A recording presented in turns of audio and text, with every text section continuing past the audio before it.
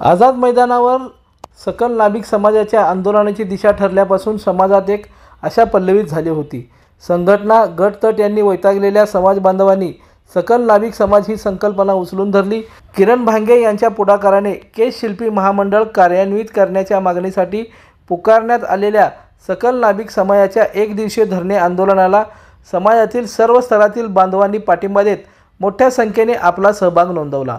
महाराष्ट्राच्या कानाकोपऱ्यातून नाभिक बांधव आझाद मैदान येथे एकवटला होता।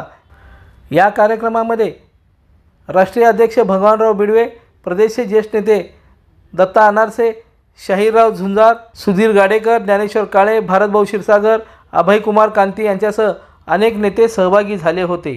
समाज सातत्याने लढाई लढतोय, सातत्याने प्रयत्न करतोय, पण आमचा प्रश्न मात्र कुठलाही राजकीय पक्ष त्या ठिकाणी सोडत नाही।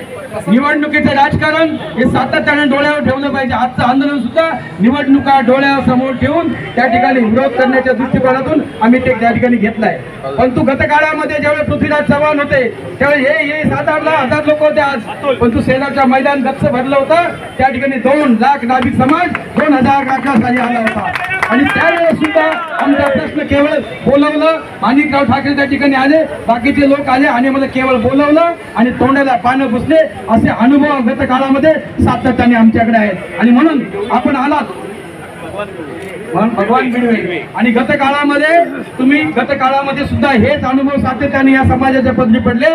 आता सुद्धा या सरकारकडून सुद्धा त्या अपेक्षा असताना ते सुद्धा त्या ठिकाणी होईल की नाही याबाबत आम्ही शाश्वत नाही आहे। आणि म्हणून यानंतरच्या काळामध्ये सुद्धा आपलं सहकार्य आणि आपलं त्या ठिकाणी मार्गदर्शन असावं, परंतु या दुरावस्था राजकीय पक्ष त्याच्या स्वतःच्या हितासाठी निवडणुकीचे राजकारण करण्यासाठी नाभिक समाजाचा ठीक आहे आमचा मताचा टक्का कमी असेल, परंतु आता मात्र दोलायमान परिस्थिती आहे। लोकदर्शन मराठी चॅनलला सबस्क्राइब करा, बेल बटनला क्लिक करा व लाईक करायला विसरू नका।